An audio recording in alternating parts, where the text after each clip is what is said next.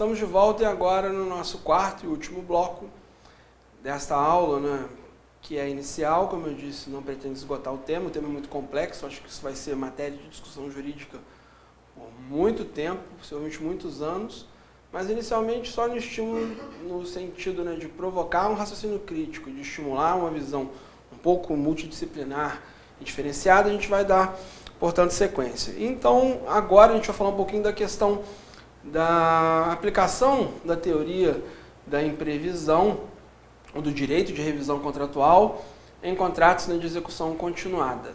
Bom, como é que vai ficar então, Tiago, a questão da escola do meu filho, da faculdade que eu estou cursando, porque é um contrato que eu celebrei com uma periodicidade semestral, anual, um contrato longo, que ele está suspenso temporariamente, inicialmente pelo prazo que a autoridade colocou, mas a gente não sabe como é que ele vai ficar lá na frente. Eu posso então romper já agora o meu contrato? Como que eu devo me posicionar em situações dessa natureza? Inicialmente, eu entendo que a gente não tem ainda, né, um certo grau de segurança para fazer uma previsão da extensão de duração desse problema. Então, acho que é um primeiro momento, a gente deve agir com muita cautela, né, e ter bastante esperança e sermos otimistas. Essa é a minha visão. Então, não acho que é um momento que as pessoas tenham já que tomar decisões definitivas no horizonte que elas não tenham controle. Então, romper contratos agora, nesse atual momento, não me parece ser um meio mais adequado. O ideal é que a gente, em cooperação, numa demonstração de solidariedade, a gente mantenha os contratos colocados. Nos contratos de faculdade ou de escola, normalmente eles têm um período, né, inicial, semestral, ou anual. Então, o valor que a gente paga é reflexo do período total contratado. Normalmente, acaba que por uma facilidade de pagamento, esses valores acabam sendo parcelados em mensalidades, o que cria para algumas pessoas a falsa percepção de que eles pagam janeiro ou julho e não tem aula, eles não estão pagando por um serviço do qual eles não têm a contraprestação. Isso é um entendimento um pouco, para mim, equivocado, que não pode existir. É a soma de mensalidades que exceda o valor total contratado. A liberalidade de negociação que permite pagamento mensal pode criar essa falsa impressão de que eu estou pagando por um período que eu não recebo. Então, neste momento em que tem suspensão de atividades e suspensão que são determinadas por uma questão da própria autoridade pública, que não é por decisão única e exclusiva do próprio cliente, eu entendo que as faculdades devam suspender este contrato e que deva existir reposição de aulas tão logo o problema tenha sido resolvido. Então, desde que exista o cumprimento, né, do conteúdo programático da carga, ainda que em um contrato que tenha que ser prorrogado em razão desse problema da pandemia, vejo que os consumidores deveriam aguardar a normalização dessas aulas para que tenham acesso ao período restante ainda, com prorrogação, né, de prazo sem custos adicionais. Então, não acho que seria, neste momento, já adequado um pedido de rescisão contratual total, ou até, eventualmente, também afasto por completo um pedido de reparação de danos a alguma instituição que tenha suspendido a aula na proteção de um bem jurídico maior, que é a proteção da saúde e a vida das pessoas. Então, a justa causa para a suspensão dessas atividades é a determinação do próprio poder público, ou, ainda que o poder público não tenha adotado isso numa região que ainda não tem, talvez, um histórico de casos muito graves, isso poderia ser uma medida adotada com ampla informação e comunicação às partes envolvidas no resguardo da saúde e da vida de todas as pessoas. Então, eu particularmente entendo que nessa hipótese não caberia perdas e danos por eventual suspensão ou cancelamento, por um motivo que é forte, de fato, força maior. Para algumas pessoas poderiam configurar aí, né, quem sabe até um fortuito externo, alheio à atividade, portanto uma excludente de responsabilidade válida. Mas, na questão do contrato, havendo a possibilidade de recomposição do conteúdo em data futura, havendo a possibilidade de reposição em agendamentos futuros, eu acho que o contrato deveria ser mantido e o desejo das partes de terem aquele tipo de vínculo jurídico preservado. Mas a teoria da imprevisão é o Instituto Clássico do Direito Civil. A teoria da imprevisão ela vai impactar em determinadas obrigações, em contratos, quando um fato que não poderia ser de nenhuma maneira imaginado no início do contrato impacta a validade ou manutenção daquele contrato, inviabilizando a sua manutenção ou tornando excessivamente pesado, caro, oneroso de maneira excessiva, onerosidade excessiva. No direito do consumidor, é importante dizer que este direito, que no direito civil, né, é fora do normal, é para fato fora do comum e extraordinário, o que ideal é manter o contrato, respeitar as regras contratuais, ele tem que ser visto com um outro olhar, porque a lei do consumidor já previu, enquanto direito básico do consumidor, no artigo 6º, o inciso 5, que diz lá que é direito do consumidor a revisão contratual, e ele não colocou que tem que ser um fato imprevisível. Leiam, portanto, ali claramente o direito do consumidor, o direito à revisão contratual, ele não está atrelado à comprovação de um fato que não poderia ser imaginado, e sim uma mudança daquele cenário inicial. Então, no cenário inicial, o consumidor contratou a escola ou a faculdade, ele poderia frequentar a faculdade e a escola poderia continuar dando as aulas. Essa é a regra que acontece. Se tem um fato que acontece depois do contrato, que a lei fala de fato superveniente, e que este fato superveniente altere aquela base equilibrada do negócio, tornando a obrigação que era possível no início muito pesada agora, ou impossível, ou quase que inviável, há uma mudança desse cenário que impacta na mudança das obrigações das partes envolvidas. Então, o direito à revisão contratual ele não está atrelado a um fato imprevisível, e sim uma mudança da base objetivo do negócio. Há quem entenda, né, que seria aplicável a teoria da quebra da base objetivo do negócio, a alteração daquelas circunstâncias iniciais que foram determinantes para a contratação livre e bem informada do consumidor e do fornecedor. Então, no período de suspensão de aulas, fatalmente, muita gente, em razão da impossibilidade, né, de ir ao banco, de cobrar dinheiro, de trabalhar, não vai ter dinheiro para pagar faculdade. Então, talvez vai ter que ser revisto futuramente algum mecanismo de atraso com imposição de multa ou de mora. Talvez tenha que existir aí uma prorrogação da data de vencimento de determinadas obrigações que, normalmente, quando descumpridas, ensejariam aí encerramento de contrato, pagamento de multa, direito à indenização. Tudo isso vai ter que ser revisto nos próximos tempos. Então, esse é uma base interessante de enxergar um panorama futuro. Como que vão ficar esses contratos em que a gente celebrou anteriormente, mas em que, a razão do coronavírus, ele não pode mais ser feito, ou não pode mais ser feito da maneira como anteriormente ele foi negociado, naquelas datas e condições que inicialmente a negociação foi feita. Então, eu acho, novamente, que é uma coisa muito nova para a gente prever e já estabelecer como uma coisa definitiva, mas é óbvio para mim que os consumidores terão o direito de exigirem a revisão de determinadas obrigações contratuais, tendo em vista esses momentos que aconteceram aqui agora. Especialmente quando eles demonstrarem que, em razão desse problema, está acontecendo um desequilíbrio econômico-financeiro desse contrato que pode levar à inviabilidade da sua manutenção. Então, rever um contrato não quer dizer que é liberar o consumidor de toda e qualquer consequência, mas sim tentar aproximar, à luz do direito e da preservação dos contratos, um certo sacrifício entre os envolvidos para que a relação jurídica seja mantida, com benefícios sociais, não só para qualquer das partes. Então, acho sim que os colégios que eventualmente suspenderem aulas vão ter que suspender pagamento temporário, ou o consumidor que quiser fazer um pagamento agora tem compensação futura, que eventual carga horária que não seja colocada tenha que ser reposta futuramente sem prejuízo das partes, e há aqueles que não puderem comprovadamente cursar isso futuramente quando a situação se normalizar, poderiam exigir, talvez, negociar um abatimento proporcional dos preços. Mas é muito importante que tenha diálogo. Se você já está sentindo que tem algum problema que vai inviabilizar a negociação futura, entre em contato com o seu fornecedor, já tente estabelecer algum mecanismo de composição, se há alguma possibilidade de suspensão do contrato para retorno assim que as coisas puderem ser feitas. Se já ficar inviável por um motivo comprovado, que se exista um mecanismo de estabelecimento de um rompimento contratual que não seja excessivamente oneroso para nenhuma das partes, nesse princípio de solidariedade e de apoio.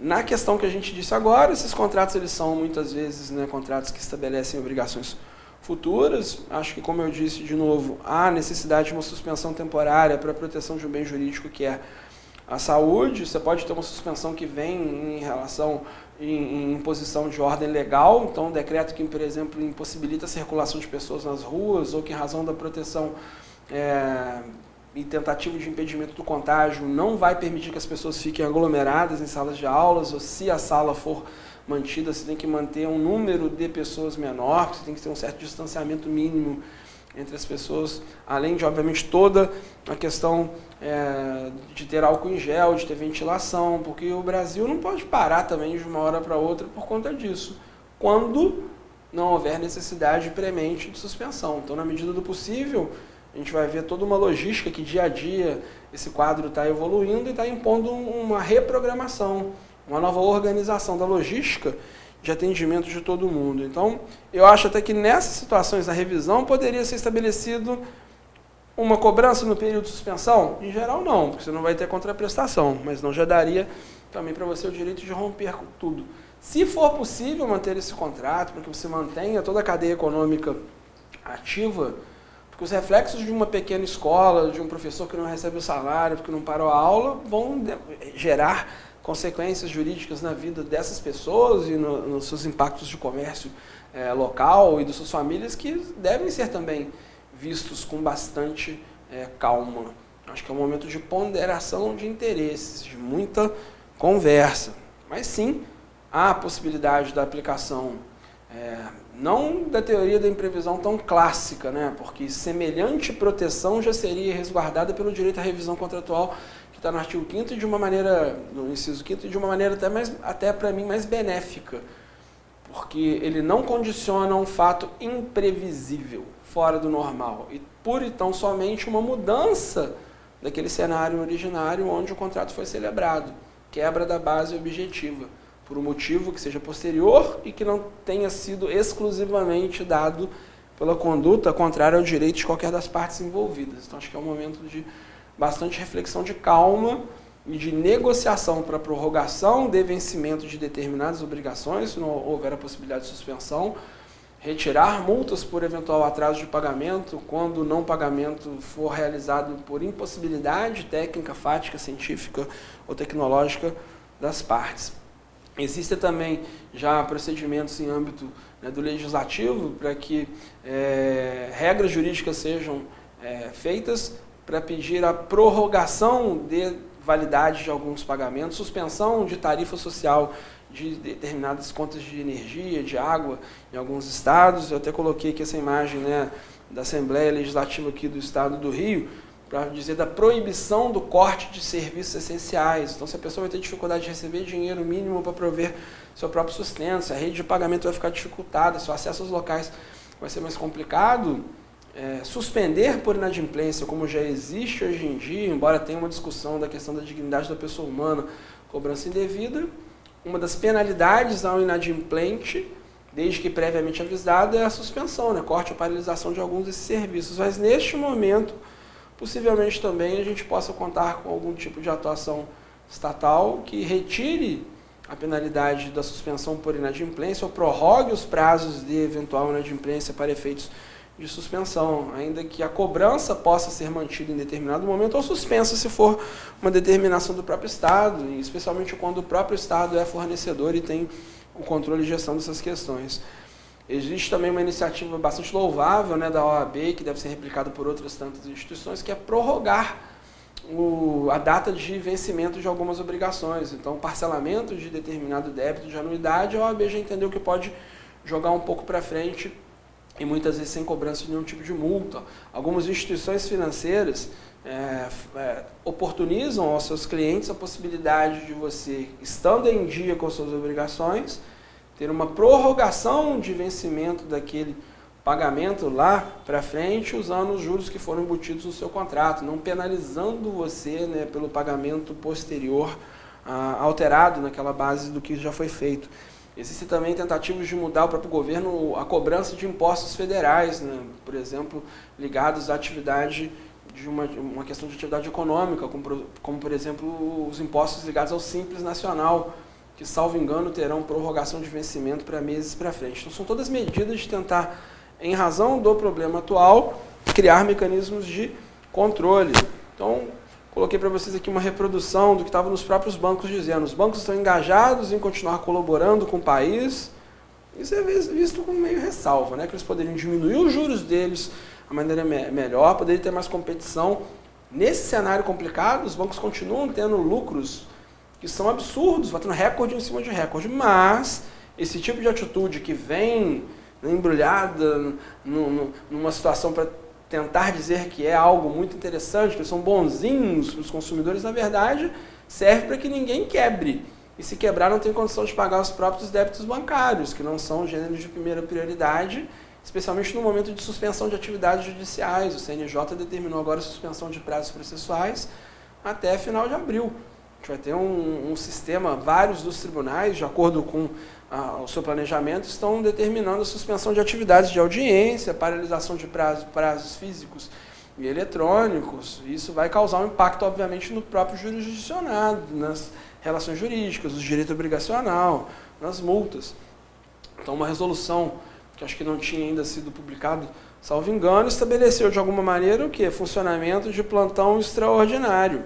Então, o CNJ tentando, né, já determinar a suspensão de prazos gerais em âmbito nacional, para a gente ter um pouco de segurança jurídica. E nesse meio tempo em que os advogados, né, estão enfrentando, em geral, com já paralisação de atividades presenciais, diminuição de acesso às pessoas, os tribunais têm que tentar liberar os cidadãos que ali trabalham nos serventuários, que são pessoas como eu e você, que também estão expostas esses riscos. A gente não pode colocá-los numa situação que seja degradante ou excessivamente perigosa.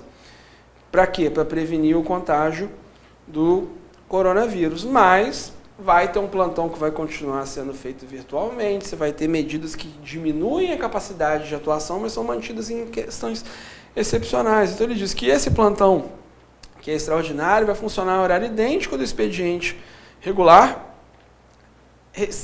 estabelecido pelos respectivos tribunais. Vai ter suspensão de trabalho presencial de magistrados, de secretários, as pessoas vão fazer o teletrabalho, né, home office. Em tese, aqueles servidores da justiça que pudessem vão manter os seus trabalhos à distância. Se a efetividade da produção for igual, a gente não sabe, né, mas pelo menos, em tese, dentro desse cenário caótico, são medidas que tentam não parar totalmente o judiciário. Se você, então, tiver uma medida urgente nesse período, você tem garantido, nesse própria questão do CNJ, o quê?